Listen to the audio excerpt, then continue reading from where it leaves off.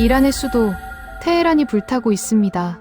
트럼프가 서명한 작전 명령 한 장에 폭탄 30발이 쏟아졌고 35년간 이란을 철권 통치한 하메네이는 가족과 함께 폭사했습니다. 혁명수비대 총사령관, 국방장관, 군사보좌관 전원이 단 하루 만에 사라졌습니다.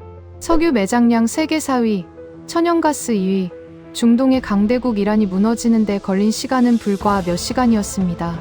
70년 우방 러시아는 8시간 만에 짐을 쌌습니다. 40년간 이란의 석유를 헐값에 빨아먹던 중국은 그보다 빨랐습니다. 9천만 이란 국민이 버림받은 그 순간 폭탄이 쏟아지는 그 지옥 속에서 이란 국민들이 찾은 나라가 있었습니다. 미국도, 러시아도, 중국도 아니었습니다. 대한민국이었습니다. 트럼프의 폭탄도 하메네이의 35년 독재도 끝내 지우지 못한 것이 있었습니다. 50년 전 사막에서 땀 흘린 한국인들이 이란 땅에 남긴 어떤 것, 그리고 바로 그것이 불타는 테헤란 한복판에서 기적을 만들어내고 있었습니다. 저는 중동을 20년간 취재한 저널리스트 카림 알만수리입니다.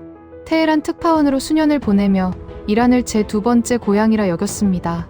그런데 제가 사랑했던 그 도시가 하루아침에 잿더미가 되는 것을 두 눈으로 직접 목격했습니다. 9천만 이란 국민이 왜 하필 대한민국을 찾았는지 그 50년의 비밀을 지금부터 공개합니다. 시작하기 전에 구독과 좋아요, 힘내자 대한민국, 댓글로 대한민국의 힘을 보태주세요. 그날 아침 테헤란은 유난히 고요했습니다. 라마단이 시작된 지 열흘째 되는 토요일이었고 새벽 기도를 마친 사람들이 막 거리로 나서기 시작할 무렵이었습니다. 저는 테헤란 특파원으로 부임한 지 4년째였고 그 도시의 새벽이 얼마나 아름다운지 이미 잘 알고 있었습니다. 엘브루즈 산맥의 능선 위로 햇살이 번지면 테헤란의 돔과 첨탑이 황금빛으로 물드는 그 순간 저는 매일 아침 숙소 창가에서 그 풍경을 바라보며 하루를 시작하는 것이 습관이 되어 있었습니다. 4년이라는 시간은 짧지 않았습니다. 처음에는 낯설기만 했던 페르시아어 간판들이 어느새 익숙해졌고 골목 어귀의 빵집 주인 아저씨가 저를 보면 먼저 손을 흔들어 줄 만큼 이란은 제 두 번째 고향이 되어 있었습니다. 그날도 마찬가지였습니다. 저는 현지 동료 다리우시와 함께 숙소 근처 작은 찻집에 앉아 있었습니다. 다리우시는 테헤란 대학 출신의 저널리스트였고 제가 이란에 부임했을 때부터 현지 취재를 도와준 오랜 동료였습니다. 그는 설탕 한 덩이를 이 사이에 물고 홍차를 훌짝이며 라마단 기간 중 인터뷰 일정을 조율하고 있었고 저는 노트북을 열어 전날 작성한 기사 초안을 다듬고 있었습니다. 찻집 안은 나지막한 대화 소리와 찻잔 부딪히는 소리로 가득했습니다. 창밖으로는 라마단 아침 특유의 한산한 거리가 펼쳐져 있었고 간간이 지나는 오토바이 소리만이 그 고요함을 깼습니다. 평범한 아침이었습니다.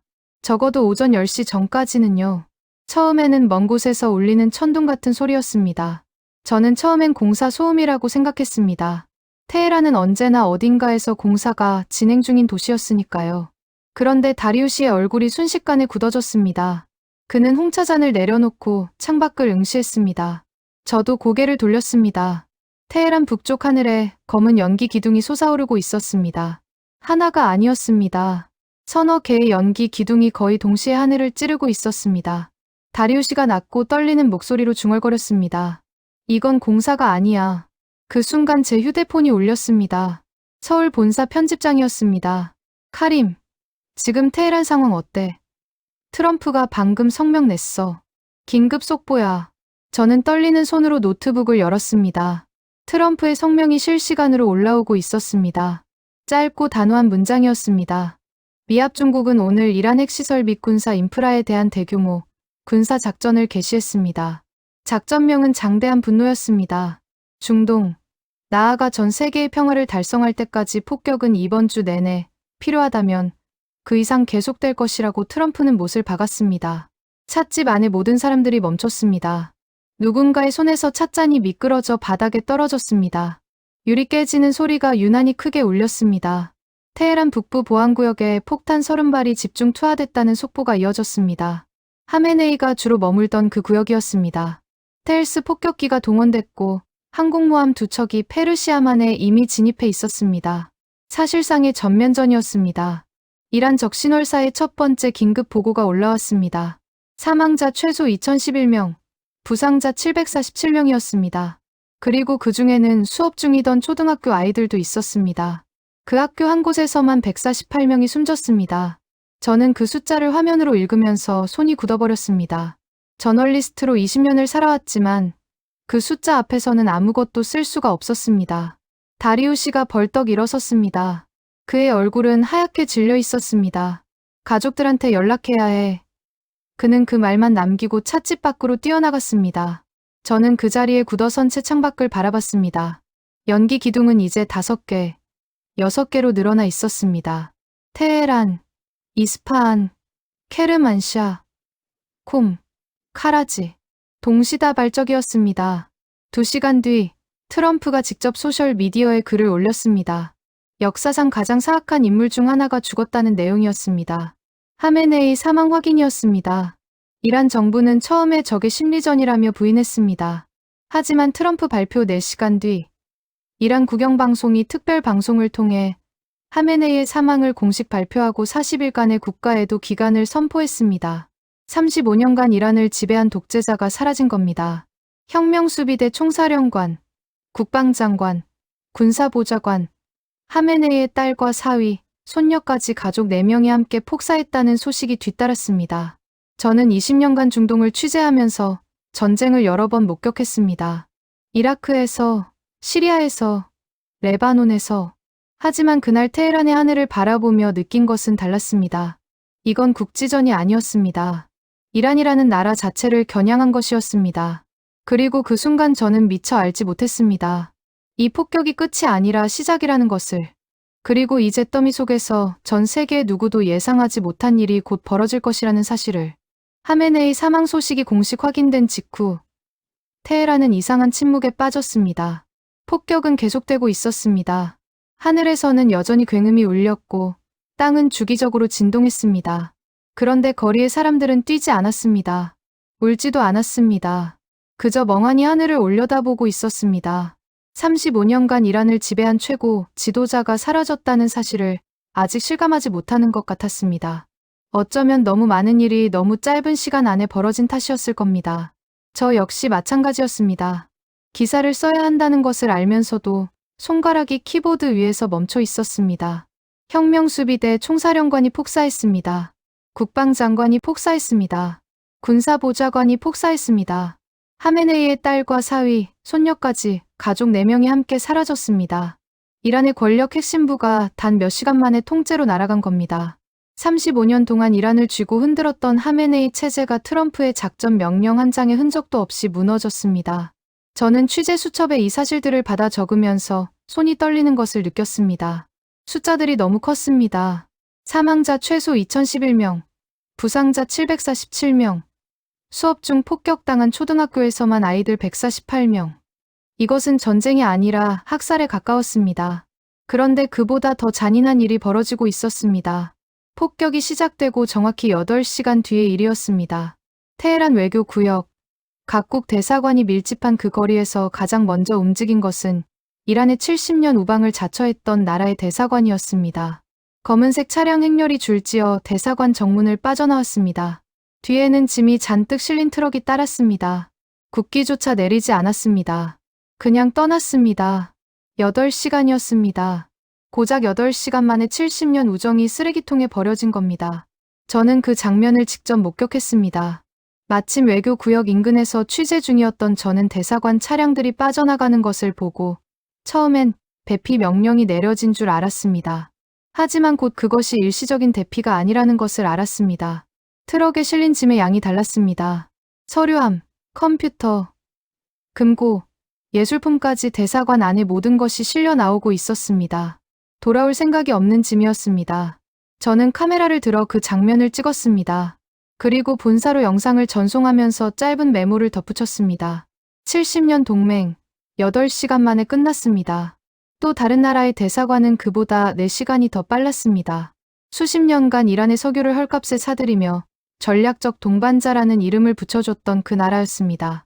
국제 제재로 어디에도 팔 수 없었던 이란의 원유를 시장 가격의 절반도 안 되는 값에 사들이며 40년간 막대한 이익을 취했던 나라였습니다. 그 나라 대사관은 새벽 어둠 속에서 조용히 사라졌습니다. 이란 시민들이 잠들어 있는 사이에 아무도 모르게. 나중에 확인된 사실이지만 그 나라 대사관 직원들은 철수 전날 밤부터 이미 짐을 꾸리고 있었다고 합니다.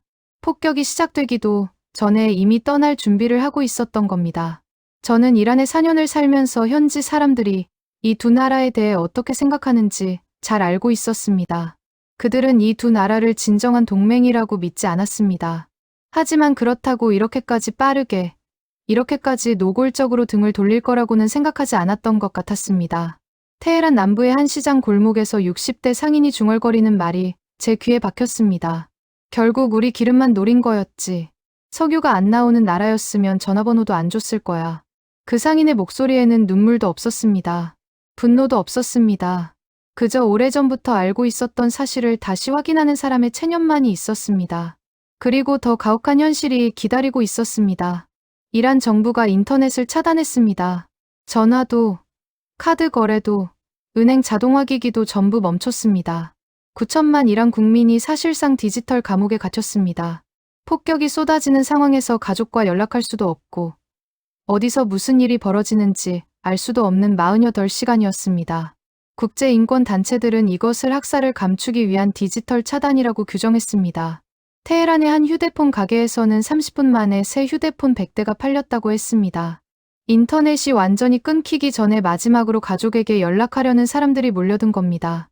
저 역시 위성 장비가 없었다면 본사와 연락이 끊겼을 겁니다. 다행히 위성 인터넷이 유일하게 작동했습니다. 이란 정부가 아무리 지상의 통신망을 막아도 하늘에서 내려오는 신호는 막을 수 없었던 겁니다. 저는 그 위성 연결을 통해 취재 영상을 본사로 전송하면서 테헤란 외교 구역의 텅 빈 대사관들을 다시 한번 바라봤습니다. 국기가 내려진 건물들, 불 꺼진 창문들, 아무도 없는 주차장. 9천만 이란 국민이 버림받은 그 풍경이었습니다. 저는 그날 밤 위성 연결을 통해 본사에 송고한 기사의 제목을 이렇게 달았습니다. 우방이 떠났다. 하지만 그것은 이 이야기의 끝이 아니었습니다. 오히려 시작이었습니다. 왜냐하면 바로 그 버림받은 순간에 이란 국민들이 기억해낸 이름이 있었으니까요. 그리고 그 이름을 찾아가는 과정에서 저는 제가 4년 동안 이 나라에 살면서도 미처 알지 못했던 것들을 하나씩 발견하게 됩니다. 저는 저널리스트입니다. 20년간 중동을 취재하면서 저는 스스로에게 한 가지 원칙을 세웠습니다. 감정을 앞세우지 말 것. 어떤 상황에서도 사실만을 쓸 것. 그 원칙 덕분에 저는 전쟁터에서도 학살 현장에서도 손을 멈추지 않을 수 있었습니다. 하지만 그날 테헤란에서 제가 확인한 사실들은 저의 그 오랜 원칙을 흔들었습니다. 왜냐하면 그 사실들이 너무나 잔인했기 때문입니다. 잔인하게도 예측 가능했고, 잔인하게도 반복적이었고, 잔인하게도 아무도 책임지지 않는 종류의 것이었기 때문입니다. 트럼프가 최대 압박이라는 이름으로 이란을 옥죄기 시작한 것은 어제 오늘의 일이 아니었습니다. 트럼프는 집권하자마자 최대 압박 2.0을 선언했습니다. 이란 석유 수출을 완전히 제로로 만들겠다는 것이었습니다. 중국으로 흘러가는 물량까지 전부 차단하겠다고 했습니다. 해외 은행, 해운, 보험, 항만까지 전방위 제재를 걸겠다고 경고했습니다. 이란 경제의 생명줄인 석유 수출이 막히면 어떻게 되는지는 불을 보듯 뻔한 일이었습니다. 달러가 안 들어오면 수입을 못합니다. 공장이 멈춥니다. 약을 못 삽니다. 병원에 가도 약이 없습니다. 그리고 실제로 그렇게 됐습니다. 이란 화폐인 리알의 현재 환율은 1달러에 140만 리알입니다. 이 숫자가 얼마나 충격적인지 비교해 드리겠습니다. 하메네이 정권이 들어서기 전 1979년 혁명 직전의 환율은 1달러에 70리알이었습니다. 70리알이 140만 리알이 된 겁니다. 화폐 가치가 2만 분의 1로 쪼그라든 겁니다. 물가 상승률은 공식 통계로만 40%가 넘었고 식료품 가격은 70% 가까이 치솟았습니다. 월급은 그대로인데 물가가 이렇게 뛰면 어떻게 됩니까? 서민들은 고기를 못 먹습니다. 닭고기조차 사치품이 됐습니다. 대학을 나와도 일자리가 없습니다. 청년 실업률이 공식적으로 30%였는데 실제로는 그보다 훨씬 높다는 것이 현지 경제학자들의 일관된 분석이었습니다. 그렇다면 이란에 돈이 없었던 걸까요? 그렇지 않습니다. 이란은 석유 매장량 세계 4위, 천연가스 매장량 세계 2위의 자원 강국입니다. 문제는 그 돈이 국민에게 가지 않았다는 겁니다. 혁명수비대라는 조직이 있습니다. 원래는 혁명을 지키기 위해 만든 군대였습니다. 하지만 하메네이 치하에서 이 조직은 완전히 다른 무언가로 변해 있었습니다. 석유 사업, 가스 사업, 건설, 은행, 항만, 통신, 심지어 공항까지 이란 경제의 핵심을 전부 틀어진 거대한 괴물 조직이 됐습니다. 일부 분석에 따르면 이 조직이 이란 전체 경제의 25%에서 50%까지 장악하고 있다고 했습니다. 국가보다 큰 조직이 나라를 먹어치운 겁니다. 그 돈은 어디로 갔을까요? 국민에게 돌아가지 않았습니다. 해외 계좌로 빠져나갔습니다. 서민은 달러 환전을 하려고 30분씩 줄을 서는데 혁명수비대 간부들은 해외 은행 계좌에서 온라인으로 달러를 뽑았습니다. 같은 나라에서 완전히 다른 현실이 펼쳐지고 있었습니다. 그리고 나머지 돈은 전쟁에 쏟아부었습니다. 레바논의 무장 세력, 예멘의 반군, 시리아의 독재 정권을 지원하는 데 연간 수십억 달러를 썼습니다. 그 돈으로 이란에 도로를 깔고 병원을 지었다면 어땠을까요? 청년들에게 일자리를 만들어줬다면 어땠을까요? 하지만 하메네이 정권은 그런 선택을 하지 않았습니다. 이쯤에서 저는 러시아와 중국 이야기를 다시 꺼내지 않을 수 없습니다. 이란 정권은 트럼프의 제재가 강해질수록 러시아와 중국에 기댔습니다. 미국이 압박하면 러시아, 중국과 손잡으면 된다는 계산이었습니다. 러시아는 수년간 이란의 전투기, 미사일, 방공 시스템을 팔았습니다. 수조 원어치였습니다. 하지만 그 무기들이 미국의 스텔스 폭격기 앞에서 얼마나 무력한지는 트럼프의 작전 명령이 실행된 그날 고스란히 드러났습니다. 러시아는 처음부터 알고 있었습니다. 자신들이 이란에 파는 것이 우정이 아니라 무기 장사라는 사실을. 그래서 폭격이 시작되자마자 8시간 만에 짐을 쌌던 겁니다. 중국은 더했습니다. 40년간 국제 제재로 어디에도 팔 수 없었던 이란의 석유를 시장 가격의 절반도 안 되는 헐값에 사들였습니다. 그러면서 전략적 동반자라는 아름다운 이름을 붙여줬습니다.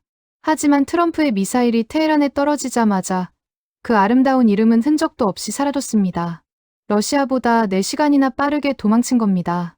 이란 시민들이 잠들어 있는 새벽 어둠 속에서 소리 없이 사라졌습니다. 저는 테헤란 외교구역에서 텅 빈 대사관들을 바라보며 오래 서 있었습니다.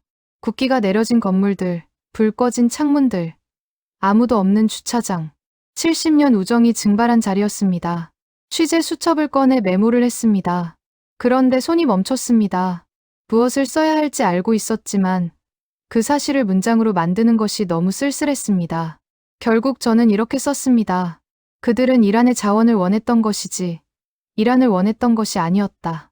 하지만 취재를 계속하면서 저는 이상한 것을 발견했습니다. 이란 시민들이 분노하거나 절망하는 것과 별개로 그 혼란 속에서 어떤 이름이 반복해서 들려오고 있었습니다. 러시아도 중국도 아닌 이름이었습니다. 미국은 더더욱 아니었습니다. 처음에는 흘려들었습니다. 하지만 그 이름이 한 번, 두 번, 세 번 반복될수록 저는 취재 방향을 바꿔야 한다는 것을 느꼈습니다. 그 이름이 도대체 왜 이 혼란 속에서 나오고 있는 것인지 그 이유를 찾아야 했습니다. 폭격 이틀째 되던 날이었습니다. 하메네이가 사망한 다음 날, 테헤란은 전날보다 더 깊은 혼돈 속에 잠겨 있었습니다. 미국과 이스라엘의 공습은 멈추지 않았습니다.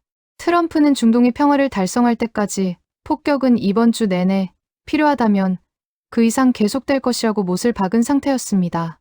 이란 적신월사의 집계는 시간이 지날수록 숫자가 불어났습니다. 사망자 최소 2011명, 부상자 747명, 수업 중 폭격당한 초등학교에서만 아이들 148명. 저는 그 숫자들을 받아 적으면서도 실감이 나지 않았습니다. 너무 큰 숫자였습니다. 혁명수비대가 주요 도로 곳곳을 통제하고 있었습니다. 평소라면 20분이면 충분한 거리를 2시간 넘게 걸어야 했습니다. 저는 카메라를 손에 쥔 채 우회로를 찾아 골목을 헤쳐나갔습니다. 폭격으로 움푹 파인 아스팔트를 밟으며 무너진 건물 잔해를 넘으며 이동했습니다. 하늘에서는 여전히 간헐적으로 폭발음이 울렸고 검은 연기가 테헤란 북쪽 하늘을 무겁게 덮고 있었습니다.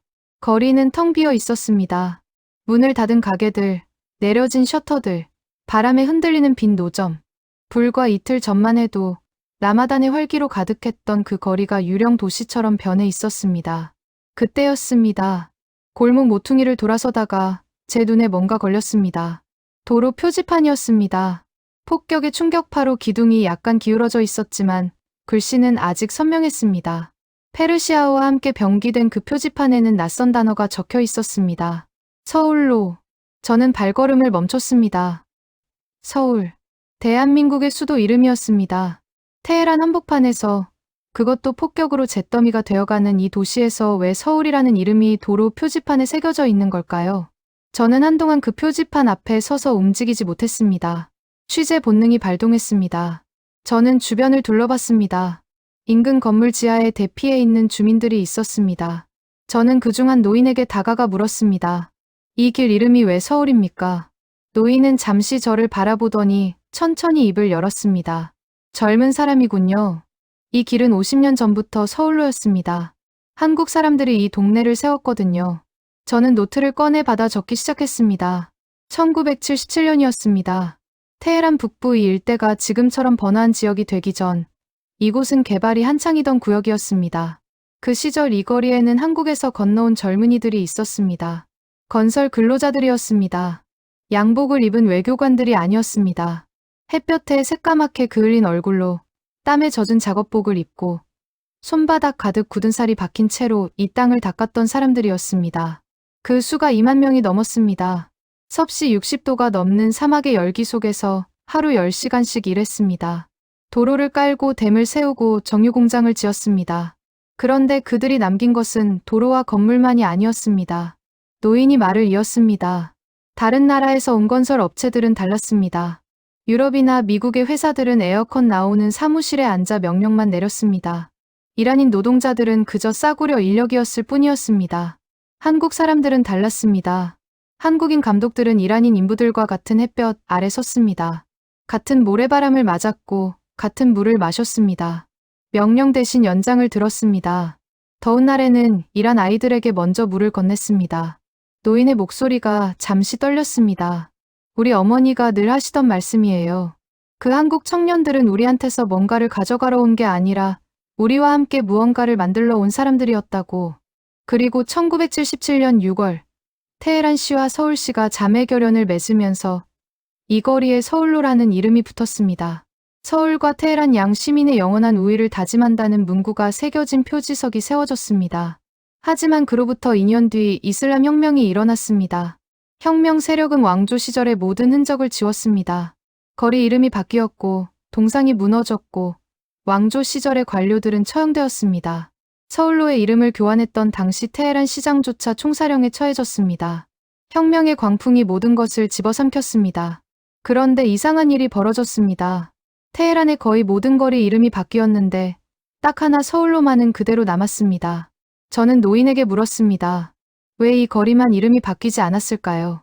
노인이 잠시 생각하더니 대답했습니다. 잊어버린 게 아니에요. 지울 수가 없었던 거예요. 이 근처에 살던 사람들 중에 그 한국 청년들과 함께 일했던 사람들이 많았거든요. 그 사람들한테 서울이라는 이름은 왕조의 유산이 아니었습니다. 사막의 열기 속에서 나란히 땀 흘렸던 그 청년들의 이름이었으니까요. 혁명이 아무리 격렬해도 그 기억까지 지울 수는 없었던 겁니다. 저는 노트를 덮고 다시 표지판을 바라봤습니다. 폭격의 충격파로 기울어진 기둥, 먼지와 그을음으로 얼룩진 표지판. 하지만 그 위에 새겨진 서울로라는 글씨는 여전히 선명했습니다. 트럼프의 폭탄도, 하메네이의 35년 독재도 이 이름을 지우지 못했습니다. 혁명도 지우지 못한 이름이었습니다. 50년이 지나도록 단 한 번도. 저는 그 자리에서 본사에 짧은 메시지를 보냈습니다. 방향 바꿉니다. 한국과 이란의 50년 이야기를 취재합니다. 편집장이 답했습니다. 지금 전쟁 중인데 무슨 소리야. 저는 이렇게 답했습니다.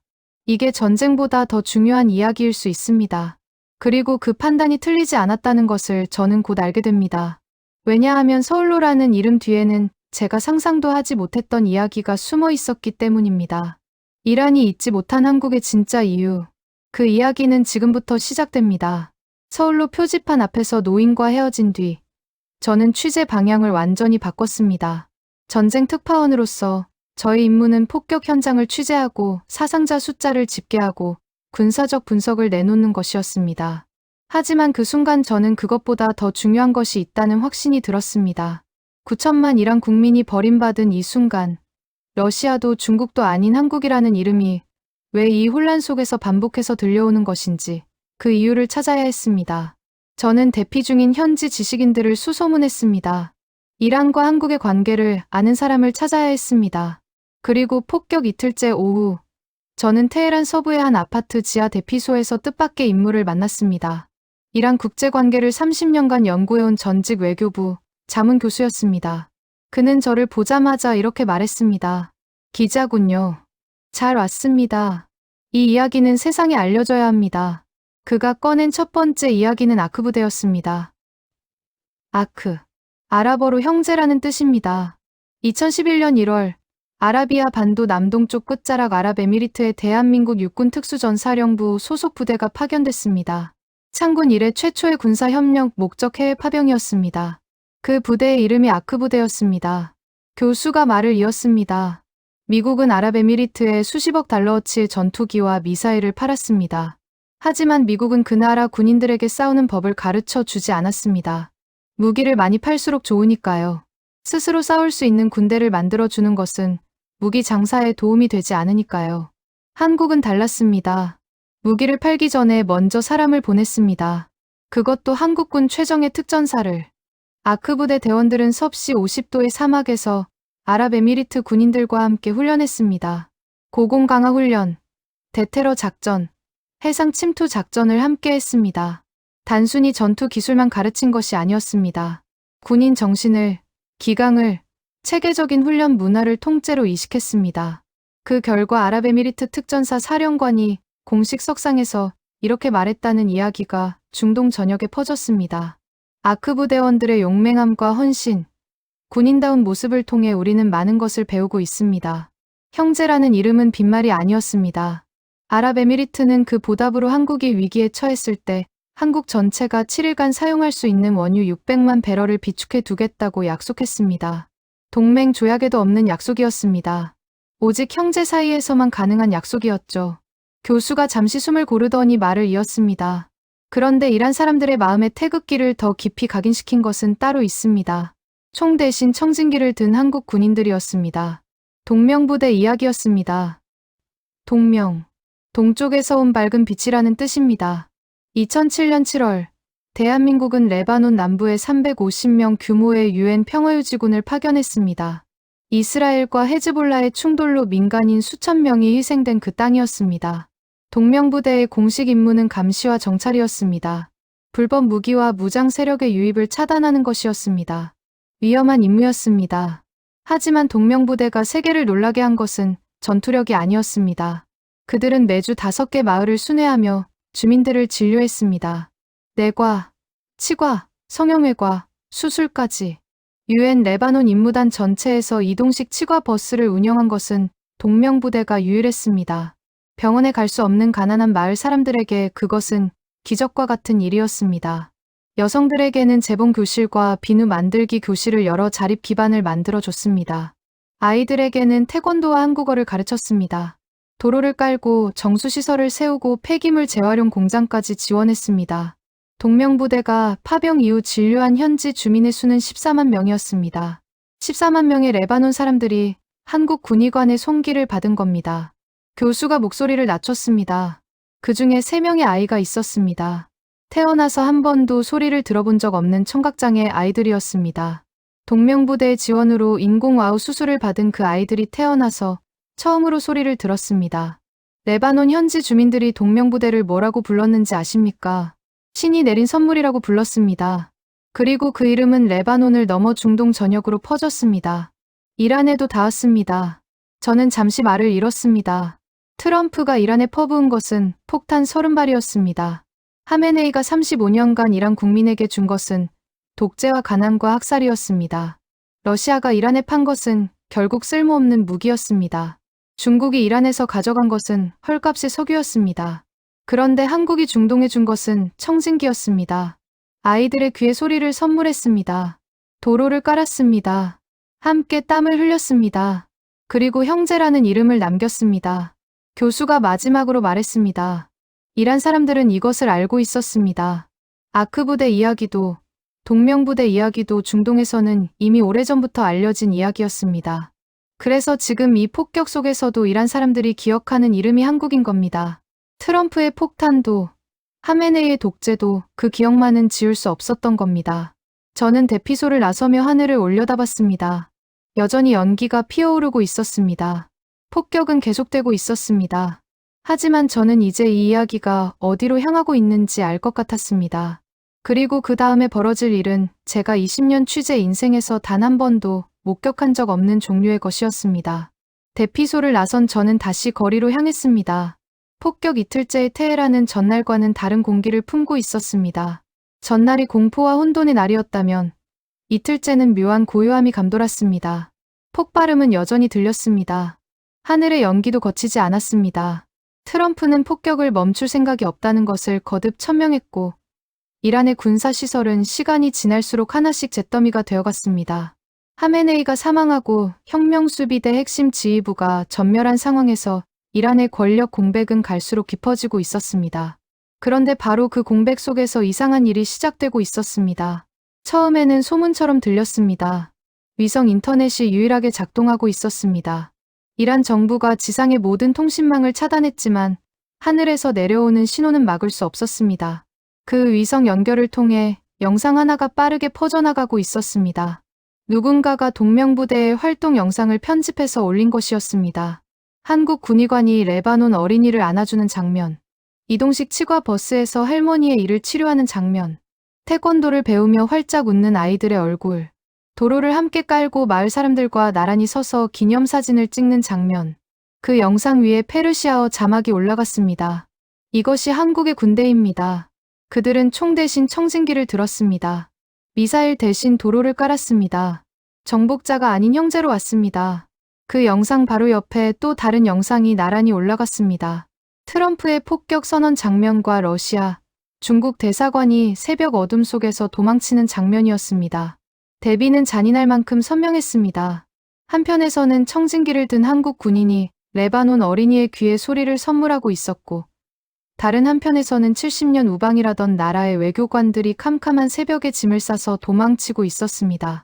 이란 시민들은 그 두 영상을 번갈아 보며 무언가를 느꼈을 겁니다. 분노가 아니었습니다. 각성이었습니다. 영상은 인터넷이 끊겼다.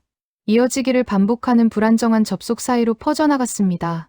테헤란에서 이스파한으로, 이스파한에서 시라즈로, 시라즈에서 마슈아드로, 위성 연결이 안 되는 곳에서는 블루투스로 옆 사람에게 전달했습니다. 디지털 차단 속에서도 이 영상만은 막을 수가 없었습니다. 그리고 바로 그때부터 테헤란 곳곳에서 이상한 장면이 목격되기 시작했습니다. 저는 테헤란 남부 골목을 지나다가 처음 그 장면을 봤습니다. 한 중년 여성이 낡은 종이 위에 붉은색과 파란색 물감으로 무언가를 그리고 있었습니다. 가까이 다가가서 보니 태극기였습니다. 완벽하지는 않았습니다. 태극 문양의 비율이 맞지 않았고 내 모서리의 궤 순서도 뒤바뀐 곳이 있었습니다. 하지만 그것은 중요하지 않았습니다. 저는 그 여성에게 물었습니다. 왜 태극기를 그리고 있습니까? 여성이 고개를 들어 저를 바라봤습니다. 그 눈에는 눈물이 맺혀 있었습니다. 우리를 기억해주는 나라가 있다는 걸 알았습니다. 그게 전부예요. 저는 그 자리에서 멈췄습니다. 그 여성만이 아니었습니다. 조금 더 걷다 보니 또 다른 장면이 눈에 들어왔습니다. 한 가게 셔터에 페인트로 태극기가 그려져 있었습니다. 셔터를 내린 채 피난을 간 주인이 떠나기 전에 그려놓고 간 것인지 아니면 누군가 지나가다가 그려놓은 것인지 알 수 없었습니다. 병원 앞에서는 간호사들이 하얀 붕대에 빨간색과 파란색 잉크로 태극 문양을 그려 창문에 붙여놓고 있었습니다. 물감이 없는 사람은 페인트로, 페인트도 없는 사람은 손에 쥔 것이 무엇이든 그것으로 그렸습니다. 저는 그 장면들을 카메라에 담으면서 손이 떨리는 것을 느꼈습니다. 20년 취재 인생에서 이런 장면은 처음이었습니다. 전쟁 중에 폭탄이 쏟아지는 상황에서 외국의 국기를 손으로 그리는 사람들, 이란에서 외국 국기를 공개적으로 드는 것이 얼마나 위험한 일인지 저는 4년간의 테헤란 생활로 잘 알고 있었습니다. 하메네이 정권 하에서 그것은 목숨을 건 행위였습니다. 그런데 지금 하메네이는 사라졌습니다. 그 공백 속에서 이란 시민들이 선택한 것이 태극기였습니다. 그런데 더 놀라운 일이 벌어졌습니다. 혁명수비대가 태극기를 든 시위대에 소극적으로 반응하고 있다는 것이었습니다. 미국 국기를 불태우는 시위대에게는 즉각 진압에 나섰지만 태극기를 든 사람들에게는 이상하리만치 주저하는 모습을 보였습니다. 저는 현지 소식통을 통해 그 이유를 들었습니다. 혁명수비대 대원들 중 상당수의 아버지, 할아버지가 50년 전 한국 건설 근로자들과 함께 일했던 사람들이었습니다. 그들에게도 한국이라는 이름은 적이 아니었던 겁니다. 트럼프의 폭격도, 하메네이의 35년 독재도 그 기억만은 건드리지 못했습니다. 저는 그날 밤 위성 연결을 통해 본사의 영상을 전송하면서 짧은 멘트를 붙였습니다. 테헤란 시민들이 태극기를 손으로 그리고 있습니다. 이것이 무엇을 의미하는지는 내일 밝혀질 겁니다. 편집장이 즉시 답했습니다. 카림, 그 현장 절대 떠나지 마. 저는 카메라를 고쳐쥐고 어두워지는 테헤란 거리를 바라봤습니다. 내일 이 거리에서 무슨 일이 벌어질 것인지 저는 아직 몰랐습니다. 하지만 한 가지는 알고 있었습니다. 이것은 끝이 아니라 시작이라는 것을. 대피소를 나선 저는 다시 거리로 향했습니다. 폭격 이틀째의 테헤란은 전날과 다른 공기를 품고 있었습니다. 트럼프는 폭격을 멈출 생각이 없다는 것을 거듭 천명했고, 이란의 군사시설은 시간이 지날수록 하나씩 잿더미가 되어갔습니다. 하메네이가 사망하고 혁명수비대 핵심 지휘부가 전멸한 상황에서 이란의 권력 공백은 갈수록 깊어지고 있었습니다. 그런데 바로 그 공백 속에서 이상한 일이 시작되고 있었습니다. 위성 인터넷이 유일하게 작동하고 있었습니다. 이란 정부가 지상의 모든 통신망을 차단했지만 하늘에서 내려오는 신호는 막을 수 없었습니다. 그 위성 연결을 통해 영상 하나가 빠르게 퍼져나가고 있었습니다. 누군가가 동명부대의 활동 영상을 편집해서 올린 것이었습니다. 한국 군의관이 레바논 어린이를 안아주는 장면, 이동식 치과 버스에서 할머니의 이를 치료하는 장면, 태권도를 배우며 활짝 웃는 아이들의 얼굴, 도로를 함께 깔고 마을 사람들과 나란히 서서 기념사진을 찍는 장면들이었습니다. 그 영상 위에 페르시아어 자막이 올라갔습니다. 이것이 한국의 군대입니다. 그들은 총 대신 청진기를 들었습니다. 미사일 대신 도로를 깔았습니다. 정복자가 아닌 형제로 왔습니다. 그 영상 바로 옆에 또 다른 영상이 나란히 올라갔습니다. 트럼프의 폭격 선언 장면과 러시아, 중국 대사관이 새벽 어둠 속에서 도망치는 장면이었습니다. 대비는 잔인할 만큼 선명했습니다.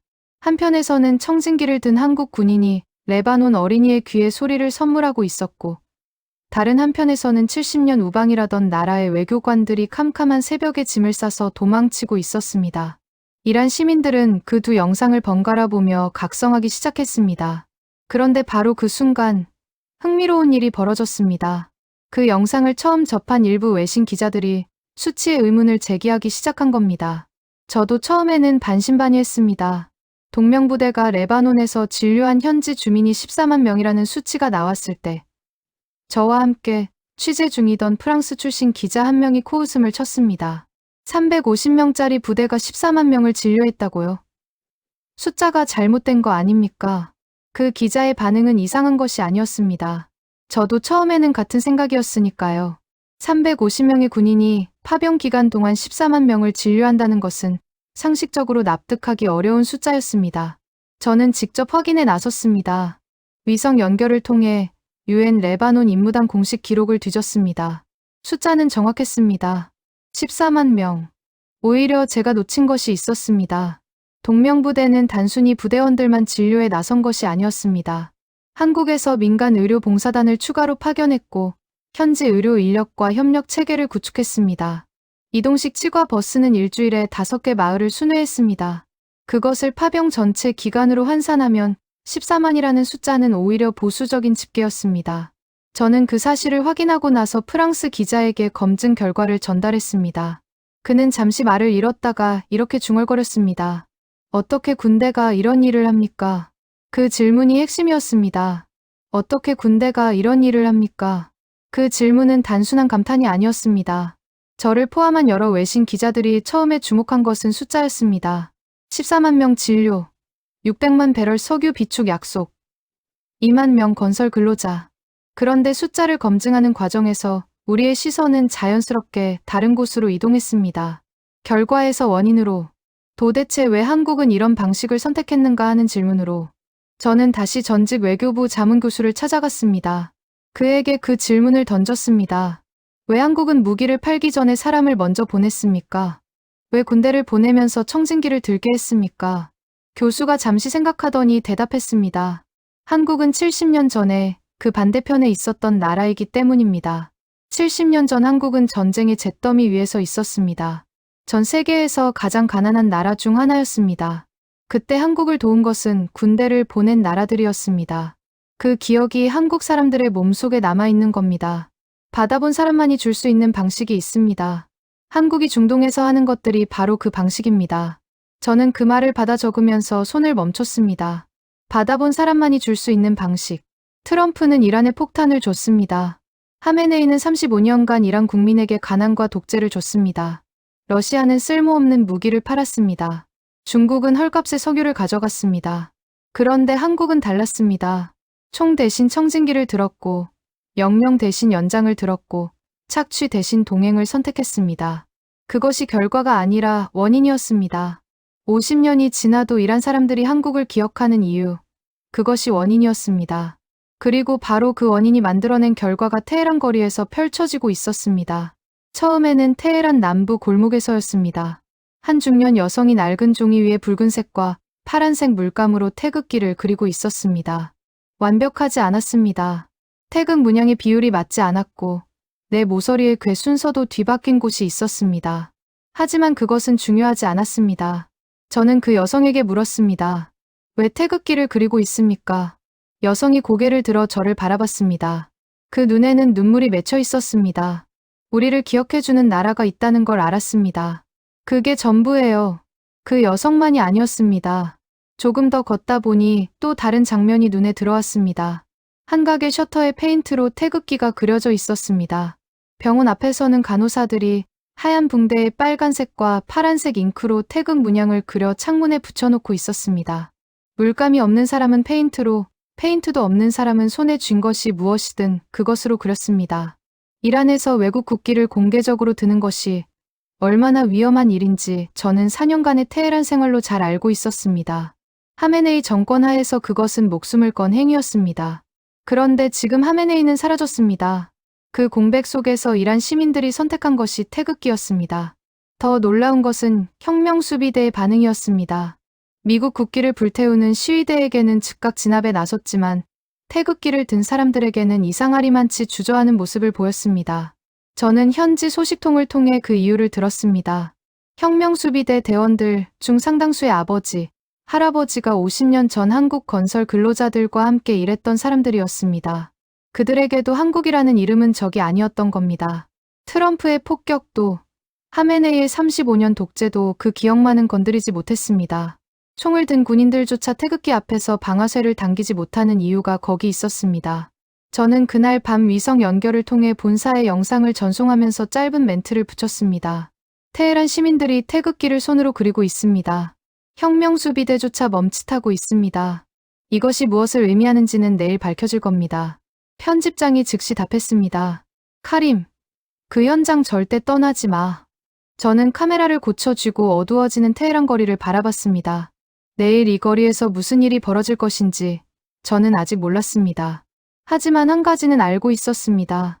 50년 전 사막에서 뿌려진 씨앗이 지금 이 잿더미 위에서 꽃을 피우려 하고 있다는 것을. 공습 사흘째 새벽 5시였습니다. 저는 숙소로 돌아가지 않았습니다. 전날 밤 테헤란 곳곳에서 태극기를 손으로 그리는 사람들을 목격한 뒤 저는 무언가 더 큰 일이 벌어질 것이라는 확신이 들었습니다. 카메라 배터리를 교체하고 위성 장비를 점검한 뒤 저는 서울로를 향해 걷기 시작했습니다. 새벽 공기는 차가웠습니다. 폭격의 연기와 먼지가 뒤섞인 냄새가 코를 찔렀습니다. 간헐적으로 들려오는 폭발음이 아직 전쟁이 끝나지 않았다는 것을 상기시켜 줬습니다. 서울로에 처음 도착했을 때 이미 수십 명이 모여 있었습니다. 인근 주민들이었습니다.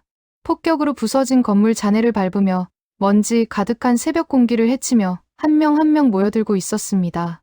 저는 처음에 그것이 얼마나 커질지 가늠하지 못했습니다. 취재 수첩을 꺼내 숫자를 받아 적기 시작했습니다. 새벽 5시 수십 명, 6시 수백 명, 7시 수천 명, 그리고 아침 8시가 됐을 때 저는 수첩을 덮었습니다. 더 이상 숫자를 셀 수가 없었습니다.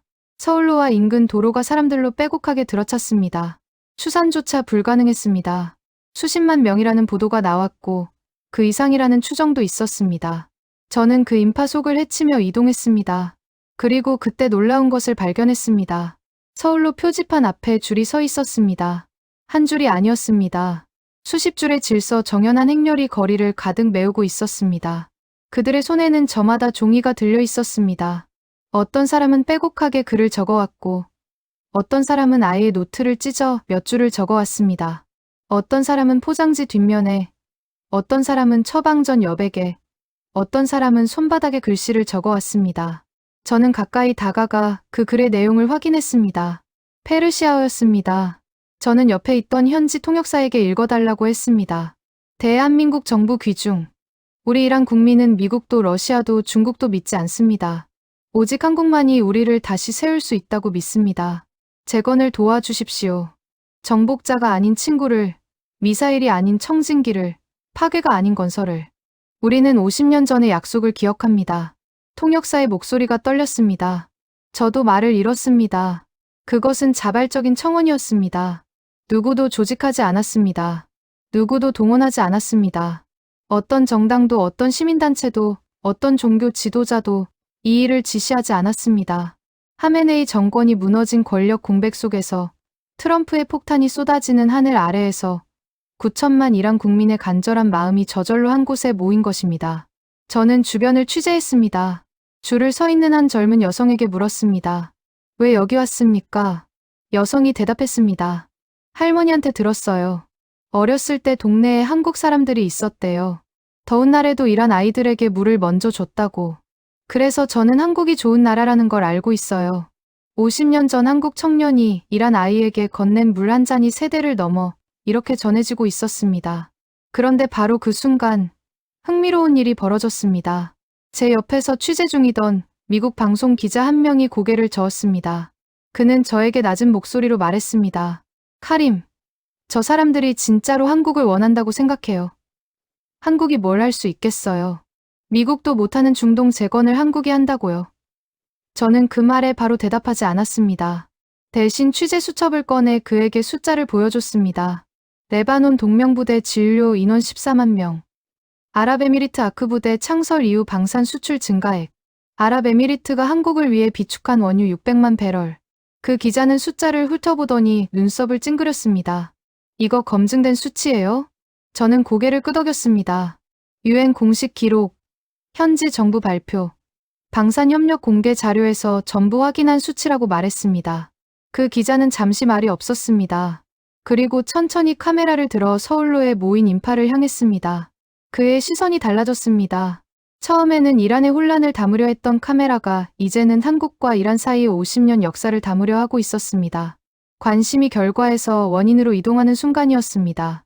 그 변화는 그 기자만의 것이 아니었습니다.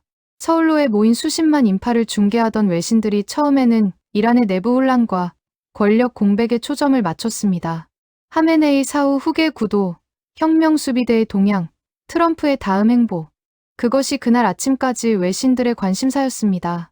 그런데 서울로 집결 영상이 전 세계로 퍼져나가면서 질문이 바뀌기 시작했습니다. 왜 하필 서울로인가?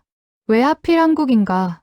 트럼프가 이란을 폭격하는 이 상황에서 이란 국민이 미국이 아닌 한국에 손을 내미는 이유가 무엇인가? 저는 그 질문의 답을 알고 있었습니다. 4년간 테헤란 특파원으로 살면서도 미처 알지 못했던 그 답을 불타는 테헤란의 잿더미 위에서 이틀 만에 찾아낸 것이었습니다. 그리고 그 답은 어떤 군사 동맹보다, 어떤 경제 조약보다 단단한 것에 뿌리를 두고 있었습니다. 50년 전 섭씨 60도 사막에서 이란인 인부들과 같은 햇볕 아래 섰던 한국 청년들, 총 대신 청진기를 든 채 레바논 아이들의 귀에 소리를 선물했던 한국 군의관들, 형제라는 이름으로 아랍에미리트 사막을 함께 달렸던 한국 특전사 대원들, 그들이 남긴 것은 기억이었습니다. 그리고 그 기억은 트럼프의 폭탄도, 하메네이의 35년 독재도 끝내 지우지 못했습니다. 서울로 표지판 아래에서 저는 카메라를 들어 그 인파를 담았습니다. 폭격으로 기울어진 표지판 아래, 먼지 묻은 태극기를 손에 쥔 수십만 명의 이란 시민들. 아이들은 부모의 어깨 위에서 태극기를 흔들고 있었고, 노인들은 50년 전의 기억을 눈물로 닦아내고 있었습니다. 저는 그 장면을 담으면서 처음으로 눈물이 나는 것을 느꼈습니다. 20년간 전쟁터를 누빈 저널리스트인 저도 그 장면 앞에서는 아무것도 할 수 없었습니다. 그저 카메라를 들고 서 있을 뿐이었습니다. 저는 위성 연결을 통해 본사의 영상을 전송하면서 이렇게 적었습니다. 이것은 전쟁 취재가 아닙니다. 이것은 50년의 기록입니다. 그리고 그 기록이 지금 태평양을 건너 서울로 향하고 있었습니다. 서울로에서 취재를 마친 저는 임시 연락소로 향했습니다. 이란 주재 한국 임시 연락소는 전쟁이 시작된 뒤에도 현지 직원들이 자리를 지키고 있었습니다. 대사관이 공식 운영을 중단한 상황에서도 그들은 떠나지 않았습니다. 러시아 대사관이 8시간 만에 도망쳤고 중국 대사관이 새벽 어둠 속에서 소리 없이 사라진 것과는 달랐습니다. 저는 그 사실 하나만으로도 이미 많은 것을 느꼈습니다. 임시 연락소 앞에는 시민 대표들이 줄을 서 있었습니다. 그들의 손에는 서류 뭉치가 들려 있었습니다. 서울로에서 모인 수십만 명이 적어보낸 청원서였습니다. 한국임시연락소 현지 직원은 그 서류 뭉치의 두께 앞에 말을 잃었습니다. 뭉치 맨 위에 놓인 종이를 보았습니다. 거기에는 손으로 그린 태극기가 있었고 그 아래에 페르시아어로 이렇게 적혀 있었습니다. 감사합니다. 대한민국. 50년 전에도 그리고 앞으로도 저는 그 장면을 카메라에 담으면서 손이 떨리는 것을 느꼈습니다. 청원 접수 소식은 위성 연결을 통해 즉시 서울로 전달됐습니다. 한국 외교부 중동 담당 긴급 전문이 접수된 지 3시간 만에 서울에서 긴급 회의가 소집됐다는 소식이 들려왔습니다. 외교부 장관, 국방부 장관, 국가안보실장, 합참의장 그리고 대통령이 한자리에 모였습니다. 저는 그 소식을 위성 연결을 통해 실시간으로 전달받으며 취재 수첩에 받아 적었습니다. 테이블 위에는 2가지 자료가 놓였다고 했습니다. 하나는 서울로에 모인 수십만 인파의 사진들, 손으로 그린 태극기, 한국 임시 연락소 앞에 줄 선 시민들의 모습. 다른 하나는 이란 국민들이 적어 보낸 청원서의 번역본. 수천 장에 달하는 그 청원서의 첫 장에는 이렇게 적혀 있었습니다.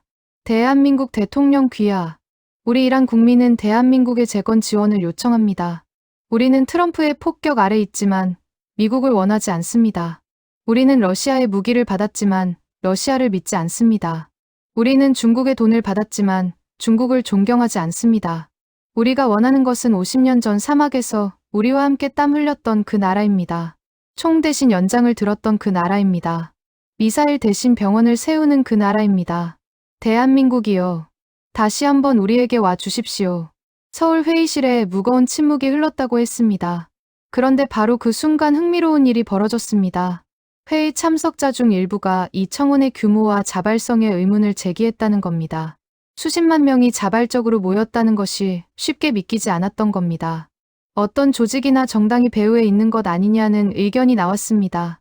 저는 그 소식을 들으며 고개를 끄덕였습니다. 당연한 의심이었습니다. 저도 처음에는 같은 생각을 했으니까요. 국가안보실장이 현지 정보를 종합한 결과를 보고했습니다. 어떤 조직이나 정당의 개입 흔적은 발견되지 않았습니다. 순수한 시민 자발 운동으로 판단됩니다. 외교부 장관이 덧붙였습니다. 이란 역사상 특정 외국에 대한 이 정도 규모의 호감 표출은 전례가 없는 것으로 보입니다. 다시 침묵이 흘렀습니다. 그리고 대통령이 입을 열었습니다. 여기 모인 분들, 대한민국이라는 나라가 어떻게 세워졌는지 기억하십니까? 70년 전 우리는 전쟁의 잿더미 위에 서 있었습니다. 전 세계에서 가장 가난한 나라 중 하나였습니다.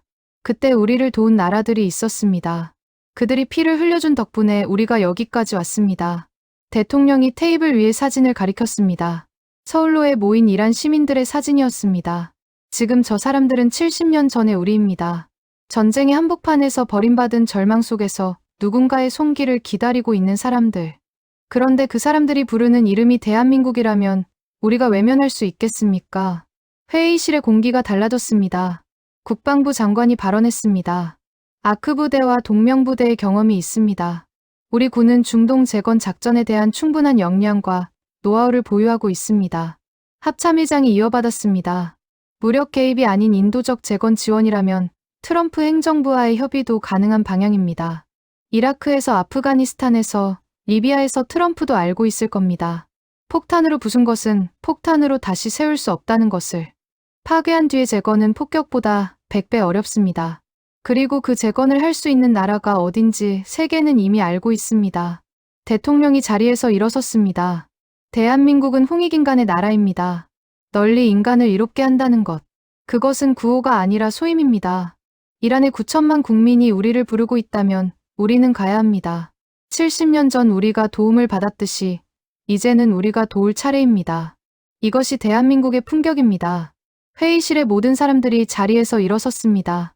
그 결의 소식이 태평양을 건너 테헤란에 도착했을 때 서울로에는 여전히 사람들이 서 있었습니다.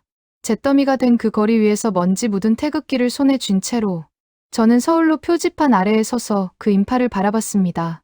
20년간 중동을 취재하면서 저는 수많은 전쟁과 혁명과 학살을 목격했습니다. 하지만 이런 장면은 처음이었습니다. 총도 없고 무기도 없는 사람들이 폭탄이 쏟아지는 하늘 아래에서 한 나라의 이름을 부르고 있는 장면. 그것도 자신들을 폭격한 나라가 아닌, 자신들의 석유를 가져간 나라가 아닌 50년 전 사막에서 함께 땀 흘렸던 나라의 이름을. 저는 위성 연결을 통해 전 세계의 기사를 타전했습니다. 제목은 이것이었습니다. 트럼프의 폭탄도, 하메네이의 35년 독재도 지우지 못한 이름. 대한민국. 그 기사가 나간 뒤 전 세계 언론이 같은 질문을 쏟아냈습니다. 왜 하필 한국인가? 저는 그 질문에 이렇게 답했습니다. 왜냐하면 한국만이 중동에서 무언가를 가져가지 않고 무언가를 남긴 나라이기 때문입니다. 러시아는 무기를 팔았고 중국은 석유를 가져갔고 트럼프는 폭탄을 퍼부었습니다. 하지만 한국은 달랐습니다. 도로를 깔았고 청진기를 들었고 아이들의 귀에 소리를 선물했습니다. 그리고 그것이 50년이 지나도 지워지지 않는 기억을 만들었습니다. 여러분, 대한민국은 그런 나라입니다. 총이 아닌 연장으로, 미사일이 아닌 청진기로, 착취가 아닌 동행으로 세계와 함께해온 나라. 9천만 이란 국민이 전쟁의 잿더미 속에서 부른 이름이 대한민국이었다는 사실이 그것을 증명합니다. 대한민국 파이팅입니다. 이 영상이 도움이 되셨다면 구독과 좋아요 부탁드립니다. 한국과 이란을 응원하는 댓글도 남겨주세요.